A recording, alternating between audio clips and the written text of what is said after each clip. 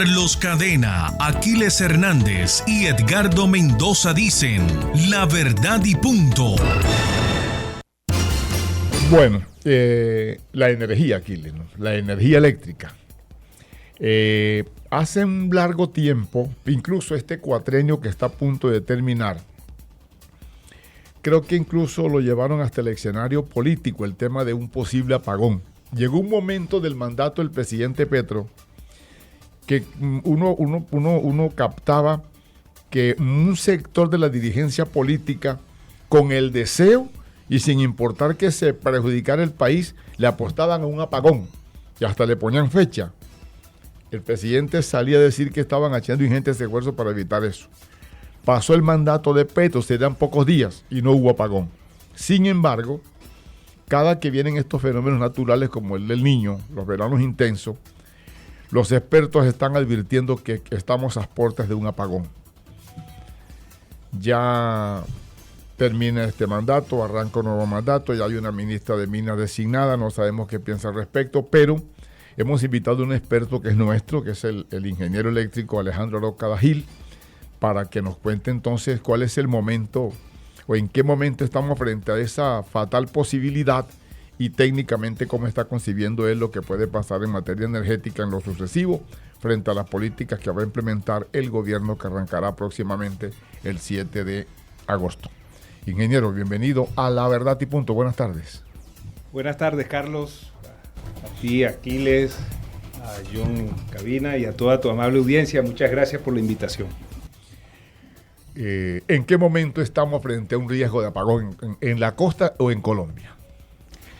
Es muy probable que se venga un apagón y lo venimos advirtiendo desde hace más de un año. Usted recordará, Carlos, aquí, en este mismo escenario, aquí dialogamos y hablamos sobre las posibilidades de alto riesgo de un fenómeno del Niño. Claro que nosotros habíamos dicho que se iba a dar en el verano de este año, es decir, de diciembre a enero, diciembre 2025 a enero 2026.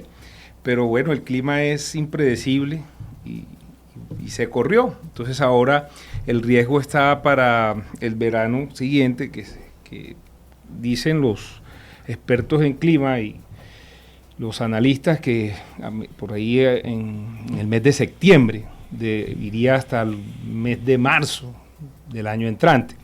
Entonces, bueno, el riesgo siempre ha estado y lamentablemente pues no se tomaron las medidas que había que hacer en su momento y hoy pues es preocupante que tengamos un déficit de energía firme cerca del 2.3% para este año 2026, lo que resta de este año, y estaríamos proyectando un déficit, estos datos son oficiales de XM, Carlos, y para que me entiendan, XM es el operador y el administrador oficial del SIN, del Sistema Interconectado Nacional, que usted como lo acaba de mencionar, la nueva ministra de Minas y Energía designada por el nuevo gobierno, era la gerente hasta el día de hoy, que pasó la renuncia, de XM.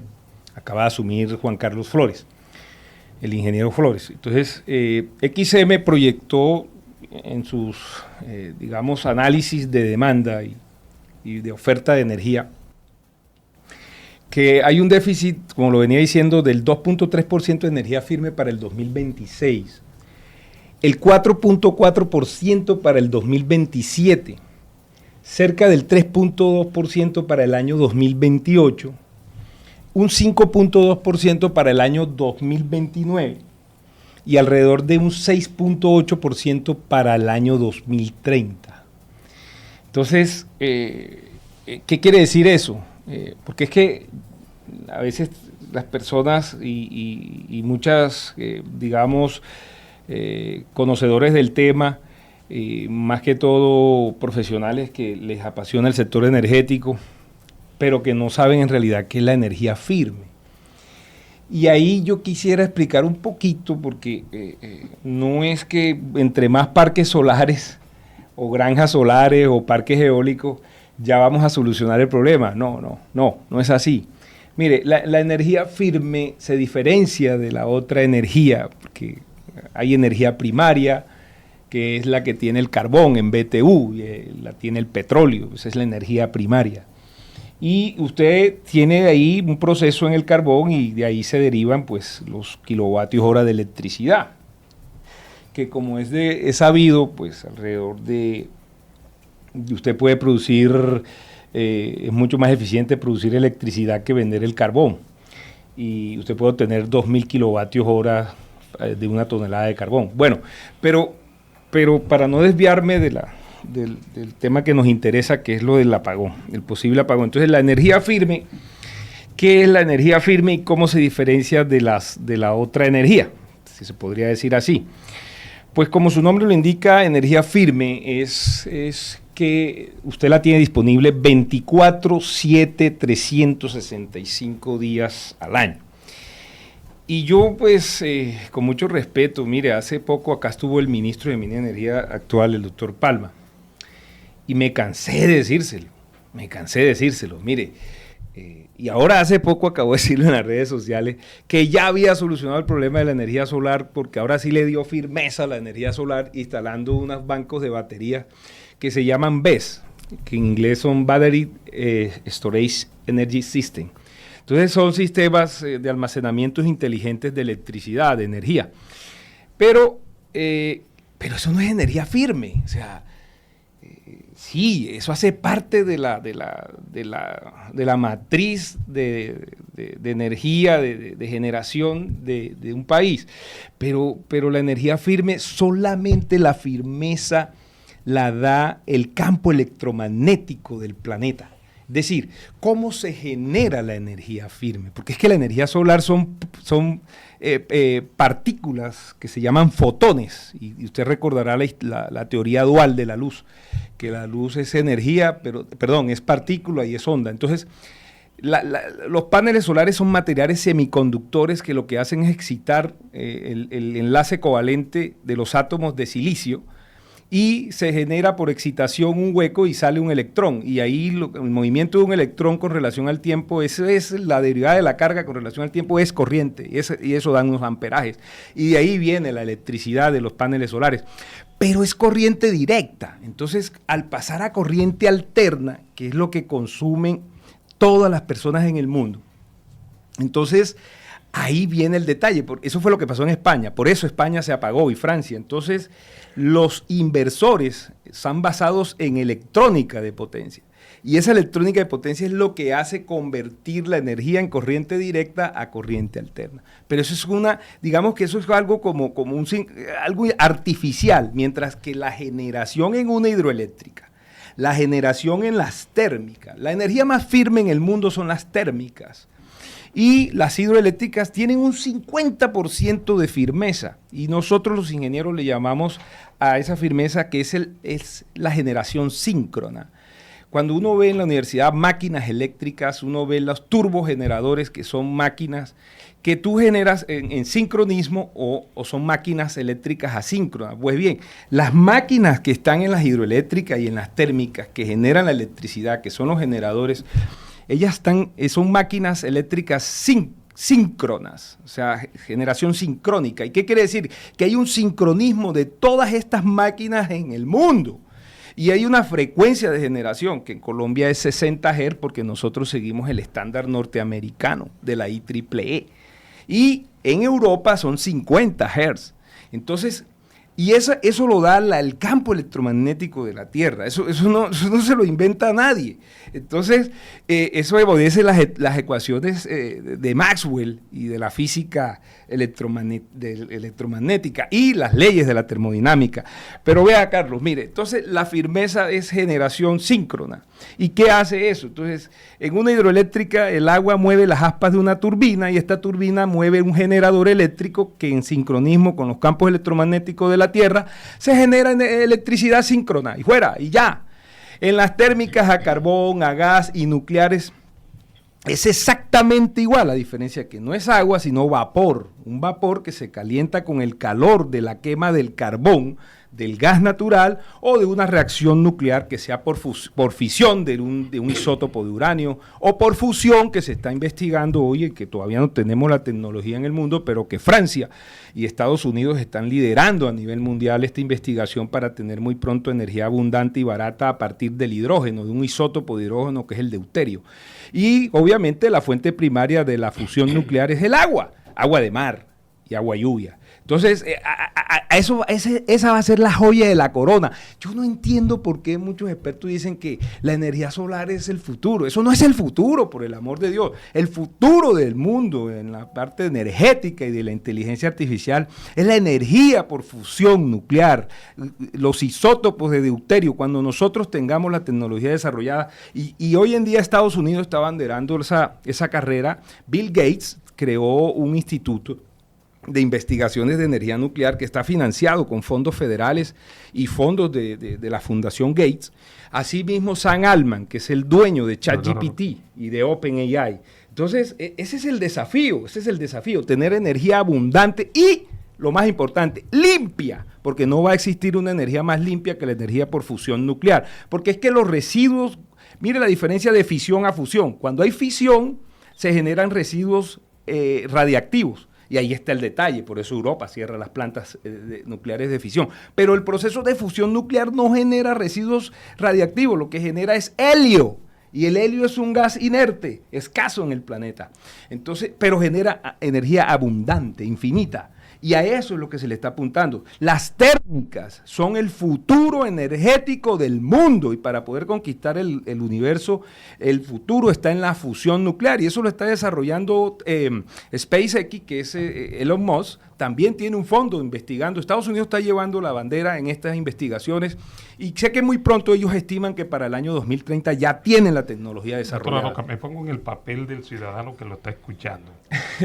Para el ciudadano que lo está escuchando, la única energía que existe para él, aquí la señora Amparo, le voy a poner el ejemplo, la única energía que para la señora Amparo, que es una ciudadana común y corriente como yo, existe, es que el abanico prenda, que ella pueda planchar la ropa, que la nevera usted la prende y abre y tenga el foquito prendido y el agua esté fría. Es la única energía para que ella exista.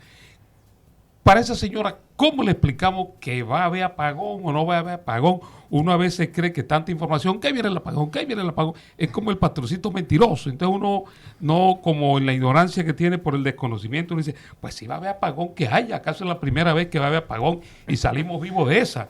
Entonces, ¿cuál es el miedo? ¿Cuál es el susto? ¿Qué es lo que hay que hacer? ¿Qué tiene que hacer un ciudadano corriente? Nada. Espera entonces. ¿Y por qué estamos en riesgo de un apagón? Técnicamente, pero que la gente nos entienda. Mire, hace poco el presidente de Hidroituango, que es la hidroeléctrica más grande de Colombia, el doctor Alejandro, no recuerdo el apellido, él dijo que, junto con el experto, el doctor Amílcar Acosta, el exministro, que había que volver a la hora Gaviria, ¿sí? Entonces, ¿qué quiere decir eso? Cuando hablamos de escasez de energía firme, quiere decir que no va a estar disponible cuando más la necesitamos. Es decir, ¿en qué momentos, como usted lo acaba de decir, Aquiles, se prende el abanico o se prende la luz o se prende todo? ¿Cuáles son las horas de consumo, de mayor consumo en el día de electricidad? Pues es sencillo, cuando está llegando la noche, ¿cierto? Es decir, entre las 6 de la tarde y las 9 de la noche. Digamos que esas son las horas más críticas, que es que todo el mundo pues tiene que prender el bombillito y tiene que prender el abaniquito, así como usted lo está diciendo. Pues bien, al generarse ese tráfico de electricidad, empiezan los circuitos, y eso se está viendo ya, Carlos. Usted podrá notar aquí en varios barrios de Valledupar que pues simplemente la gente sale a protestar porque se les va la luz. Pero resulta que es que, aparte de que hay escasez de energía firme, también los circuitos se están sobrecargando, porque no se hicieron las inversiones para ampliar la capacidad de estos circuitos. Es que un transformador, mire, eso es muy sencillo. Usted sabe cuánto es la carga de una vivienda promedio. Y una vivienda promedio, como usted lo acaba de decir, Aquiles, su carga no pasa de 1 kilovatio. O sea, estamos hablando de casi de 0.8 kilovatios. Entonces, un transformador que tenga instalado usted en un barrio de esos, supóngase que sea un transformador de 30 kVA y con un factor de potencia del 0.9, usted tiene efectivamente 27 kilovatios. Entonces, ¿cuántas viviendas puede atender con ese transformador? Alrededor de 30 viviendas, Aquiles. No puede atender más. Pero resulta que la demanda crece. La demanda creció. Entonces ya no son 30, ya hay 40.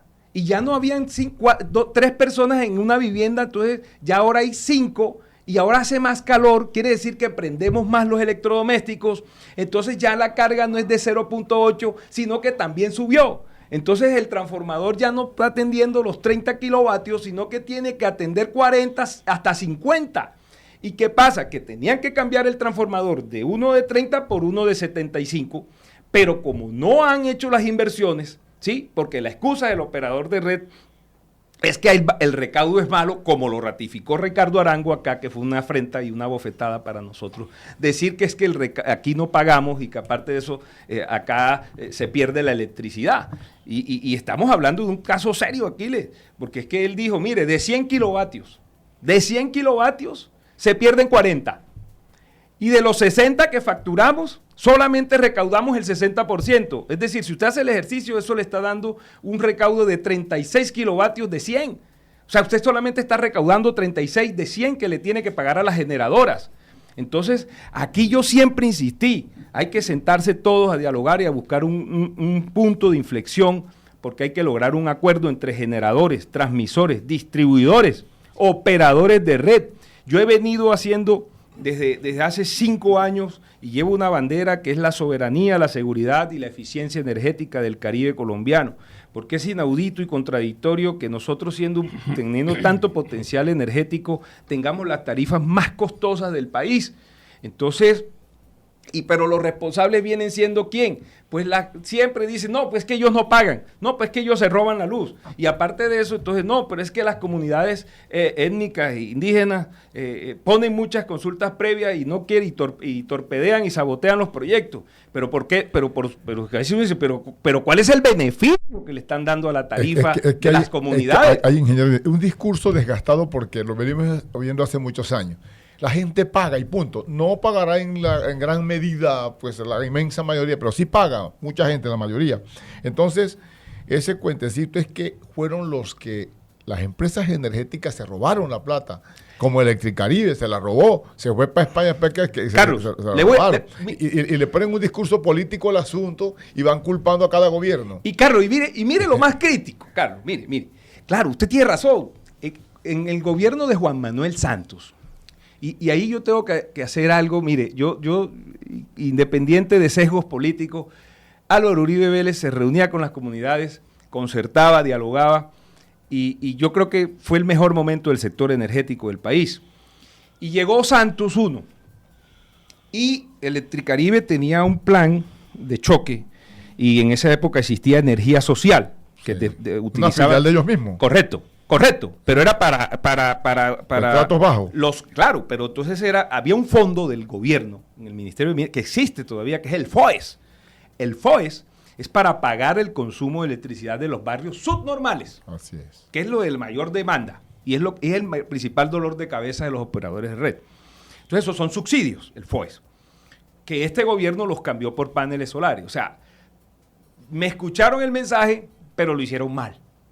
Así no era la solución. Entonces, mire, ¿qué pasó? Santos y Electricaribe le dice al gobierno, vea, es que la infraestructura ya está obsoleta, ya hay que modernizar redes, ya hay que ampliar subestaciones porque la demanda creció, pero nosotros realmente no tenemos la capacidad de hacer esas inversiones. Y yo recuerdo que en el año 2012 esas inversiones estaban alrededor de 6 billones de pesos, Carlos, 6 billones de pesos, que hoy es el doble. Claro, el dólar estaba mucho más barato en el año 2012, pero súmele a eso, entonces el gobierno, Santos tuvo la voluntad política de arreglar el chicharrón y dijo, bueno, vamos a hacer una cosa, yo tengo 5 billones de pesos y ustedes miren a ver si ponen, ustedes tienen que colocar el resto. Y así fue el acuerdo. Entonces se creó el Plan 5 Caribe, Carlos, y usted lo puede buscar ahí en Google y en cualquier IA y le va a ratificar lo que le voy a decir. El Plan 5 Caribe del gobierno Santos 1 consistió en invertir 5 billones de pesos para el mejoramiento de la infraestructura eléctrica obsoleta de la región Caribe. Y adivine qué pasó con esos 5 billones de pesos, Carlos. Adivine qué pasó. ¿Qué manejo le dio Electric Caribe, por ejemplo? Pues claro, le giran los recursos. Claro. ¿Y usted qué acaba de decir? Para después decir que estaban más quebrados. Después que ahí todo el mundo se repartió la plata. Y después Mire, intervinieron y se fueron. Electricaribe cogió lo de ellos y lo mandó para España. Claro. Y ya usted sabe quiénes más metieron la mano ahí. ¿Ya? ¿Quiénes aprobaron eso? Bueno, yo no puedo, no tengo evidencia para estar haciendo señalamientos. Pero todos sabemos dónde se aprueban el presupuesto de la nación y de dónde salen las partidas presupuestales en el país. ¿Sí? Entonces, hay una repartija entre politiqueros, Ministro de Hacienda, Electricaribe. Bueno, yo prefiero... Hacienda, Mina, por favor, Carlos, yo prefiero congresista. guardar silencio ahí y saltarme ese pedazo porque yo también pensé que, excúseme, pero yo pensé que este gobierno a lo mejor iba a poner orden en la casa, pero no se dio. Y hoy en día queda una deuda grande histórica con el pueblo caribe. Mire, de Santos 1, de Santos 2, de Duque y de Petro. Porque hoy lo que tenemos es que seguimos con el problema. Y el problema está más grande, Carlos. Mire, aire. Le voy a hablar del problema de aire. Eso le iba a decir que usted, mire, es que la progresión sorprende, porque entonces se va culpando gobierno tras gobierno, pero usted acaba de decir que en lo sucesivo será mucho más creciente el problema, en el 27, en el 28. Claro que sí. O sea, este gobierno que arrancará también tendrá su culpa. Por y supuesto. Que venga también, porque es progresiva la crisis. Claro que sí. Y me tranquiliza la designación de Noemí. Yo conozco a Noemí, yo la conocí en un congreso que convocó la Cámara de Comercio de la Energía en Bogotá, en el Hotel Marriott, y yo fui invitado por la Cámara y por el presidente de la Sociedad Colombiana de Ingenieros, del ingeniero Monroy, porque yo soy delegado de la Sociedad Colombiana de Ingenieros para tocar y hablar de esta crisis. Y tenemos un grupo multidisciplinario donde están las 8 regionales de la Sociedad de Ingenieros, es decir, aquí que estaba Nancio Galván, ahora está otro ingeniero, no recuerdo el nombre, creo que es Tomás. Bueno, y tenemos ahí a la Sociedad de Bolívar, la de La Guajira. Tuvimos un encuentro territorial de ingenieros en Riohacha, La Guajira, donde yo fui conferencista como consultor experto de la sociedad. Y mi exposición, mi conferencia consistió en el fracaso del modelo eléctrico de 1994 en la región Caribe. Es que... Esto viene de hace mucho rato, Carlos. Las leyes 142 y 143 de 1994 hay que reformarlas. Pero usted nos saluda muy bien la energía alternativa de la cual este gobierno habló mucho y muchos gobiernos están hablando en el mundo. La energía alternativa, los paneles solares y otras cosas. O sea, es como que la visión que se tiene hoy moderna de la energía alternativa, y usted noto que no le gusta, pero, no, Carlos, pero es la bandera que se lleva en muchas partes del mundo. Excúseme lo que le voy a decir, y con el respeto de mis colegas y muchos expertos, esos son cuentos chinos. Pero Mire, es algo en crecimiento. Sí, el futuro y de la conquista espacial es la fusión nuclear. Es generar energía como lo hace el sol.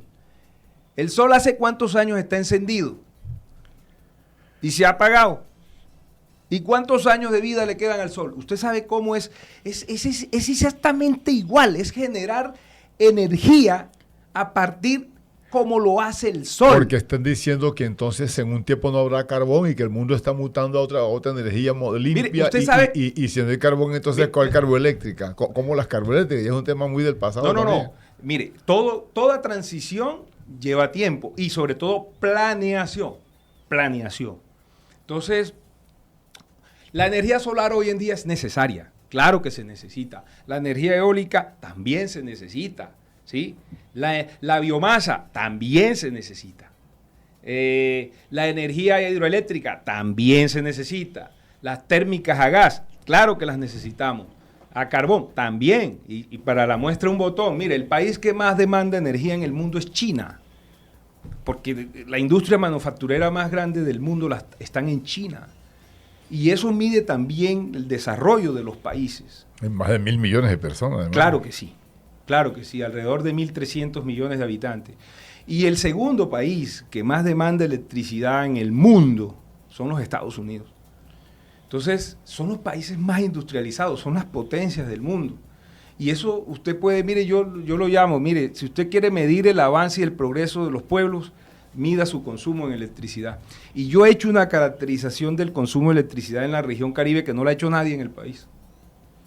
Todos los expertos hablan de, no, es que la costa consume la cuarta, alrededor del 25% de energía en Colombia. Y ya llegan hasta ahí. Y XM saca cifras y datos oficiales y dice, no, es que el consumo de energía eléctrica en Colombia durante el mes de mayo fue alrededor de 7.800 gigavatios hora. Ya, hasta ahí llegan. Y en la costa XM dice, bueno, pero es que en la costa el consumo estuvo alrededor de 1.800, 1.900 gigavatios hora. Obviamente da la cuarta parte, el 25% del consumo nacional.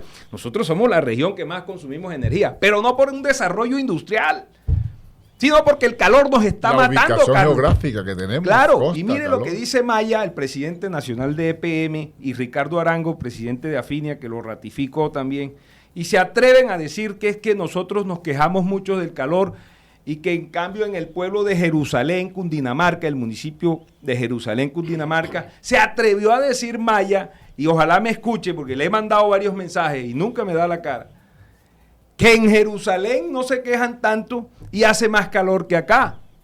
Pero lo que él no entiende es que no es tanto la temperatura, sino la humedad y la sensación térmica. Y esto lo desconoce Maya, ¿sí? Entonces, ¿qué quiere decir eso? Que entre más cerca estén los centros de consumo a cuerpos acuíferos, es más húmedo. Y entre más humedad, pues el calor fluye por convección. Eso lo vimos en el colegio. Y si es más la humedad no permite que fluya tanto el calor. Entonces, ¿qué quiere decir eso para que la audiencia me entienda? Que en Jerusalén, Cundinamarca, está cerca de ¿qué? De las cordilleras, ¿sí? Y ese pueblo se enfría mucho más rápido que los pueblos de nosotros. Entonces, por decir, mi pueblo, Chiriguaná a las 7 de la noche es un horno. A las 8 de la noche todavía está caliente. Pero vaya a Jerusalén, Cundinamarca, a las 6 de la tarde, a las 5 de la tarde. Jerusalén a las 5 de la tarde ya está fresco. Oiga, pero una cosa que el argumento de la generadora, de las empresas de energía que prestan el servicio, primero radica en el tema de que la costa no paga los servicios. Pero hay una cosa, es que los gobiernos también fueron muy permisivos, porque este es un problema de vieja data, y pasaban gobiernos y tampoco los ponían en cintura frente a el no ajuste técnico de su equipamiento. O sea, aquí se va acabando todo. Todo se va deteriorando y los gobiernos no ajustaban a las empresas. Electricaribe, que estuvo 30 años en el negocio. Entonces, la progresión del impacto técnico negativo que hoy nos está afectando es culpa de ellos.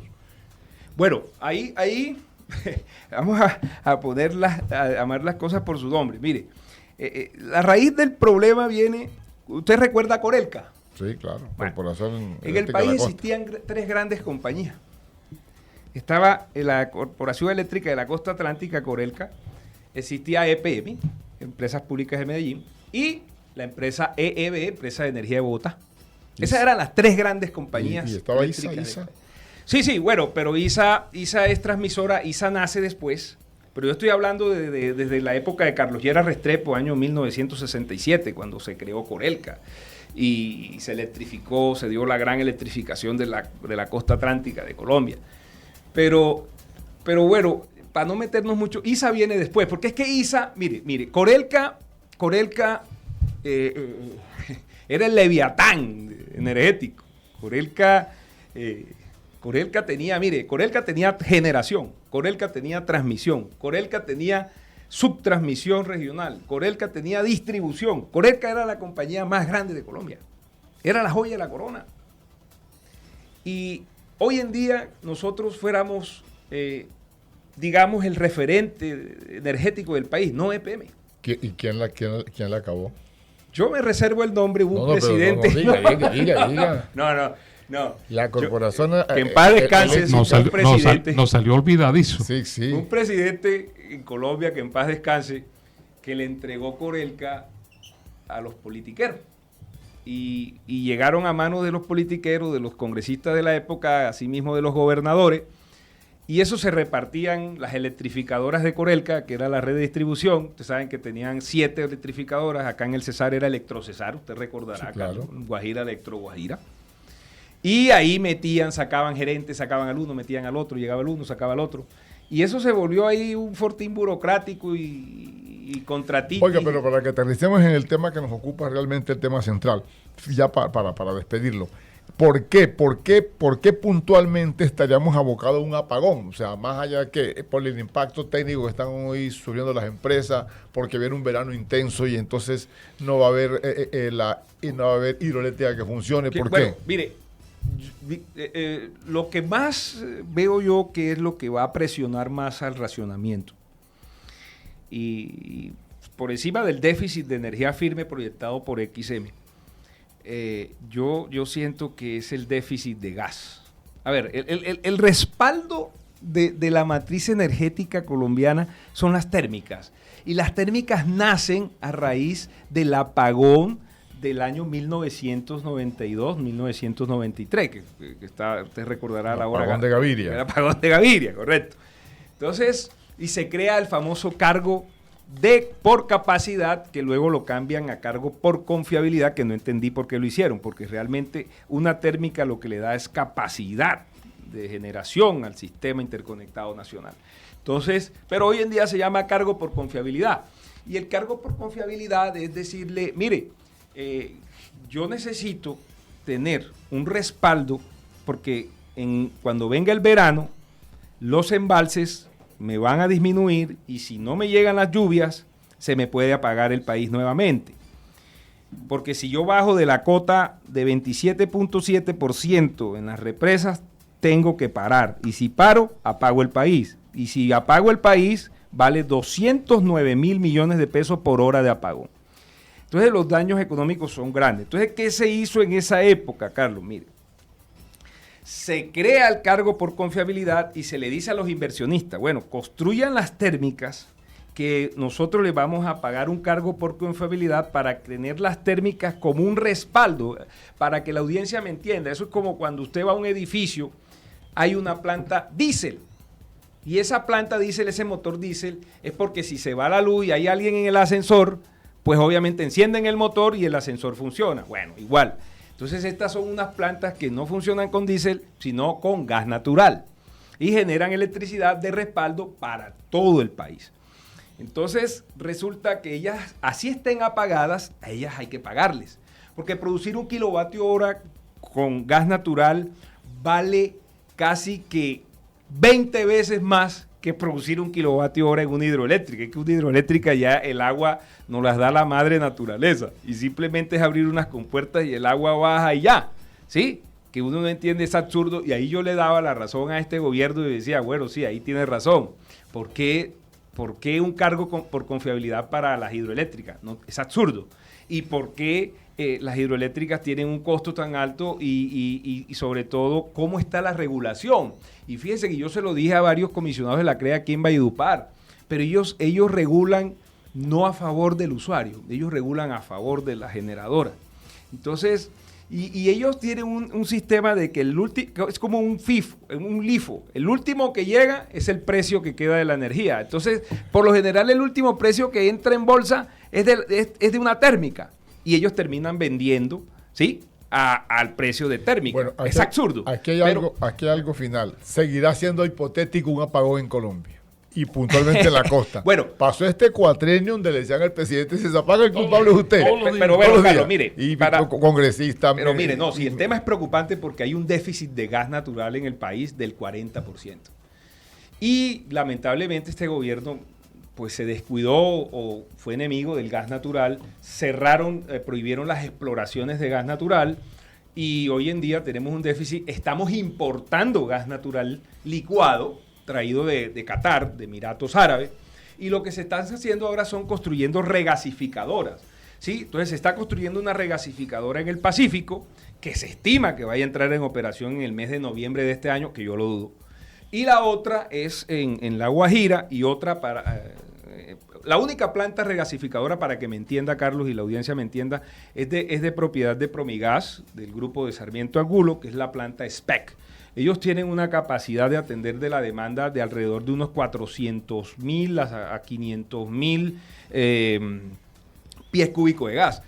Pero el gas viene licuado, ¿sí? Viene licuado del extranjero, creo que SPEC lo trae de Estados Unidos, lo regasifican, es decir, lo vuelven gas, o sea, viene líquido, ¿sí? Usted sabe que cambia de líquido la materia tiene varios estados, entonces pasa de líquido a gas otra vez y lo bombean a las redes de gas natural que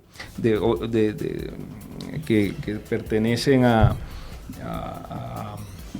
si no recuerdo, creo que Promigas tiene una red a nivel nacional para transportar el gas natural. Y bueno, pero fíjese, ¿qué es lo que tiene que hacer este gobierno? Y ahí darle prioridad del gas al respaldo térmico de la energía eléctrica del sistema conectado nacional. Porque si eso no lo hacen, Carlos, y mire algo que agrava la cosa, aire, hoy en día las deudas de aire, la presión financiera que tiene aire es enorme. En solo deudas tiene 4, casi 5 billones de pesos, pero en la presión financiera de la cadena energética son 2.5 billones de pesos, de los cuales le debe a las térmicas, o en especial a Texa, que es la térmica más grande de Colombia, que es Termobarranquilla S.A., ubicada en Soledad, a orillas del río Magdalena, está debiéndole alrededor de 1.8 billones de pesos, Carlos, solamente a esa térmica. Entonces, aquí el gobierno que llega, y le deseo lo mejor de los éxitos a la ingeniera Noemí, tiene que coger el toro por los cuernos aquí en la costa, porque le aseguro, Carlos, que lo primero que se va a pagar, y bueno, yo no tengo evidencia para decirlo, pero digamos que mi percepción es que si llega a ocurrir, si se da la penosa y desastrosa decisión de apagar, lo primero que van a pagar no es Bogotá, ni van a pagar Medellín, ni van a pagar a Cali, ni van a pagar a Barranquilla. ¿Usted qué cree por dónde van? Territorios intermedios. ¿Y quiénes cree que están ahí? Cesar, Guajira. Atenea es el primero que apagan. Sí. Entonces, yo sí veo hoy en día un riesgo muy, muy alto de un apagón. Ingeniero Alejandro Aroca Dajil, gracias por compartir estos conocimientos. Usted es experto en la materia. Hay cosas que no quedan tan claras porque tienen un tecnicismo que es muy difícil asimilar, pero lo importante es saber frente a qué eminencia estamos en torno a un posible apagón, principalmente en el Caribe colombiano. Muchas gracias. Sí, bueno, sí, Carlos, aprovecho de verdad pues a desearle el mejor de los éxitos a la ingeniera María Noemí. De verdad que no dudo de su capacidad y sus conocimientos. Tiene el sistema interconectado nacional en la cabeza a lo largo de 10 años. Estuvo al frente de XM, que es el operador y administrador oficial del sistema interconectado nacional, y sé que lo va a hacer muy bien, y espero que no solamente escuche a los cacaos, a las grandes generadoras, transmisoras, como todos sabemos, a EPM, Celsia, a Enel, a ISA, a los grandes, a los operadores de red grande de este país, que también, hombre, que por lo menos aprovecho para enviarle un mensaje y que nos escuche a los profesionales expertos del sector y a los que nos duele esto, que somos los usuarios, porque es que la problemática tiene un victimario y tiene víctimas. Y los usuarios somos las víctimas de este problema y seguiremos siendo los que vamos a pagar los platos rotos. Entonces, a la futura ministra de Minas y Energía, buen viento, buena mar, que Dios la bendiga, la ilumine y que escuche a los usuarios, que nos escuche, de verdad, porque ya uno ve las reuniones y siempre son los mismos con las mismas y ahí son los cacaos y nunca hay nadie de los usuarios. Entonces, muchas gracias, Carlos, muchas gracias a Aquiles, a John Cabina y a toda tu amable audiencia por darme esta oportunidad. Y bueno, que Dios los bendiga, buen viento y buena mar. Esto es La Verdad y Punto.